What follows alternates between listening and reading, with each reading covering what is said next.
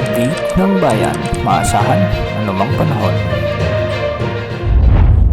Magandang araw po sa ating lahat. Narito ng pinakuling update sa magiging lagay ng ating panahon sa araw na ito at sa mga susunod na araw. Sa kasalukuyan ay nakakaapekto pa rin sa ating bansa ang iba't ibang weather systems na magdadala ng mga kalat-kalat na pagulan at maulap na kalangitan. Unahin natin ang shear line na magdadala ng maulap na papawirin at kalat-kalat na pagulan, pagkidlat, pagkulog sa may Cagayan, Isabela, Aurora at Quezon Province. Mag-ingat dahil posible ang banta ng mga biglang pagbaha o pagguho ng lupa, lalo na kung may mga umiiral na katamtaman hanggang sa minsan ay malalakas na pagulan. Samantala malamig na amihan naman ang umiiral ngayon sa Cordillera Administrative Region at nalalabing bahagi ng Cagayan Valley.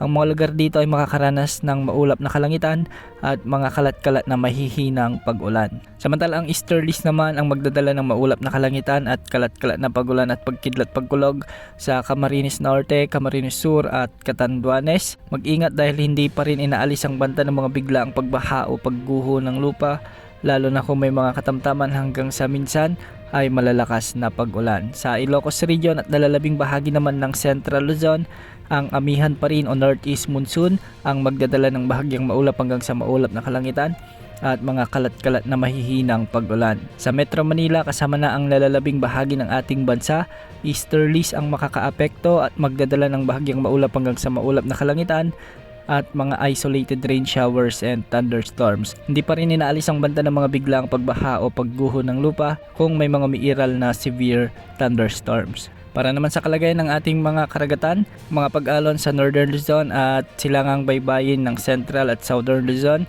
ay posibleng umabot mula 2.5 hanggang 4 meters sa nalalabing karagatan ng Luzon at eastern sections ng Visayas at Mindanao.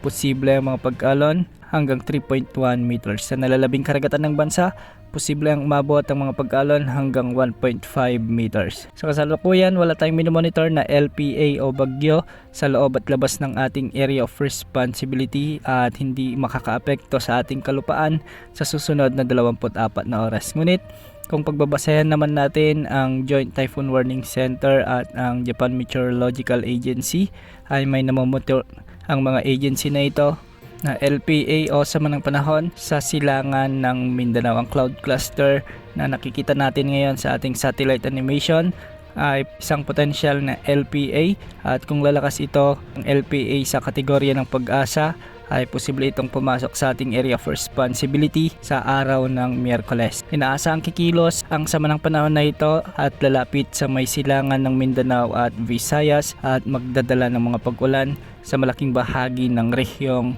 ito. Kung sakaling lumakas naman bilang bagyo, tatawagin ito sa pangalang Bagyong Ada. Kaya sa mga susunod na araw, sa araw ng Huwebes hanggang Sabado, asahan ang maulang panahon sa may eastern portion ng Mindanao at eastern Visayas, dulot ng papalapit na sama ng panahon na ito. Yan muna ang latest sa lagi ng panahon. Ito pang weather update ng bayan. Maasahan anumang panahon.